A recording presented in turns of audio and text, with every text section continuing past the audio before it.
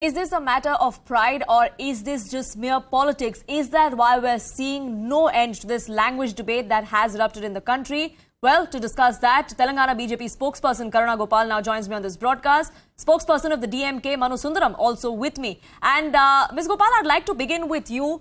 The letter that Mr. Stalin has written to the Prime Minister is a second such letter. It has come on a day where Union Home Minister emphasized on the need for medium of instruction to be in a mother tongue. He didn't specifically say it was Hindi. He said we are going to be ensuring that, like in Madhya Pradesh, we've gotten textbooks in Hindi. In other states, the emphasis will be on the local language, will be on the mother tongue. Then why is there such a hullabaloo over it?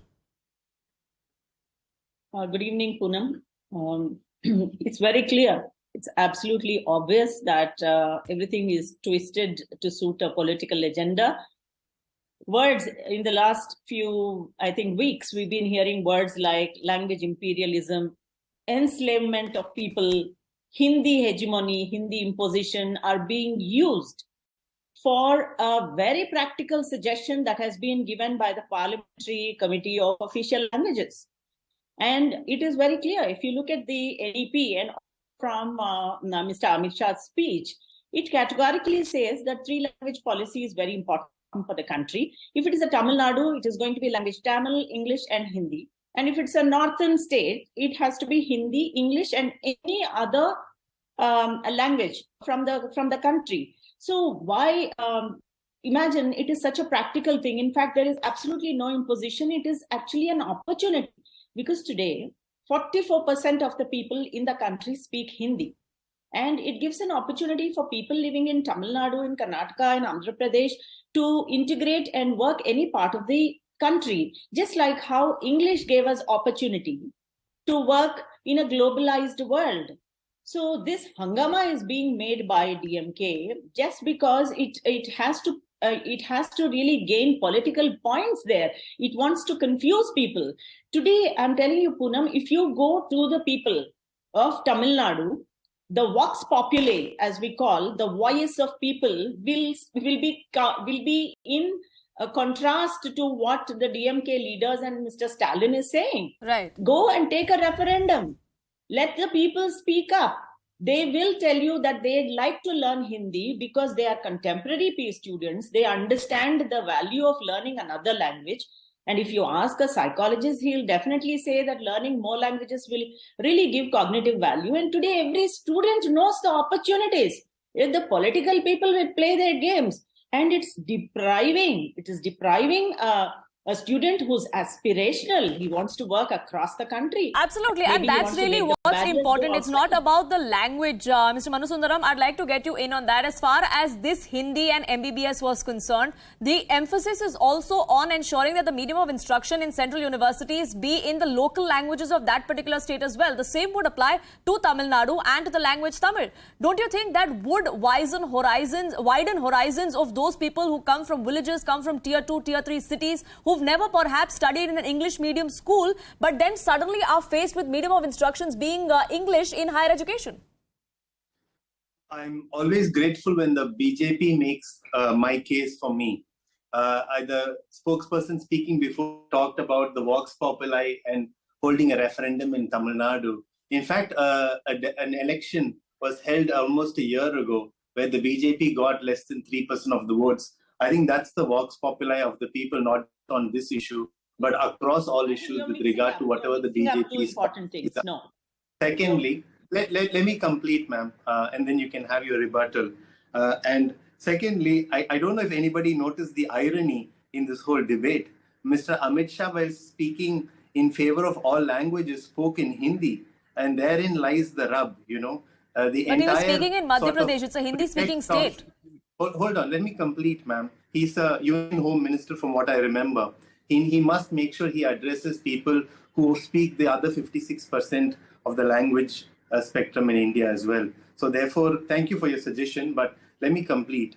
See, we have no problem. The BJP is free to pursue its own political agenda. The BJP spokesperson says, you know, there are political points to be won. I'm pretty sure that's what every political party is set to do. And BJP is not in this to not win elections or gain political points. But nevertheless, we are happy for BJP to do what they want. But why do it in such a surreptitious, deceptive manner?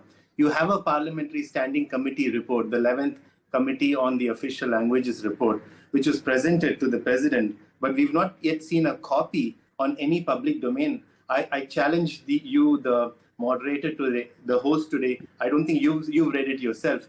Why not publish it? Why not let the people of the country know what the BJP's intentions are? Now, this is our problem.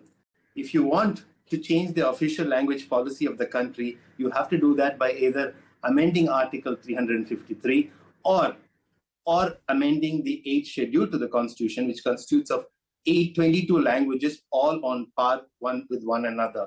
Now, why do it through a committee report? Why this cowardice? Why are you scared? What is your worry? Do you think the people of this country will wake up and realize that you are tricking them into denying them their fair opportunity? Now, that if the BJP so wants to change any part of the official language policy, which has been the same since 1965, where numerous prime ministers, not just Mr. Modi, but his BJP predecessor, Mr. Vajpayee, also have ruled over this country, you can do it. We welcome you to come and try to change the official language policy. But stop posturing, stop trying to create a sort of a red herring in the political sense by coming up with these policies, which are not only unimplementable, but are also unconstitutional. As you know very well, Article 14 denies and protects us from discrimination based on language. And finally, my last point is any way to bring Hindi into technical education, medical education or otherwise is not only unconstitutional, but also impractical and completely regressive. We are progressing into the 22nd century where there is so much technological development. In the last 2 years, we've seen a pandemic unlike any before. And I bet you none of these terms, none of these concepts even exist in Hindi. So stop trying to take the country back 40, 50 years. We are with you if you want to ensure that there is development, if there is technological advancement in this country. But if you are someone who's trying to use Hindi as part of your one religion, one language, one khaki shorts formula, then that is not something we support. So therefore, my points are very simple. This is unconstitutional, it's impractical, it is regressive, and it is a backdoor effort to do something which is not permissible as per the Constitution. So this is my challenge. So it's a backdoor entry. Why not make it public, Karuna Gopal? Yes, I will come to you. I want you to respond to the specific questions that the DMK spokesperson has raised and the specific allegations that he makes. You are trying a backdoor entry. There was a PAL panel. If the recommendations have been made, if the report has been submitted, then why not make it public? Why not ask for public opinion as well? These are people's representatives that would be giving you these suggestions, and perhaps that will only lead to better recommendations or better suggestions. And the second point that the DMK and several other southern parties have also raised is that you're doing this surreptitiously. Why not bring in a law? Why not open it up on the table in the parliament and have an open discussion on it? See, Poonam, for several things like, increasing the age of marriage, all these things have happened through consultations, and this, I'm sure, will also be going through the same route. But even before anything happens, it's the political parties that pick up just, the partial truth, distort everything. And as you yourself said, it is an egalitarian program. It is for inclusivity. You are trying to educate people from the rural parts, And it is not only that. And how can my colleague from DMK say that it is regressive? You think people in Japan don't learn medical studies in Japanese?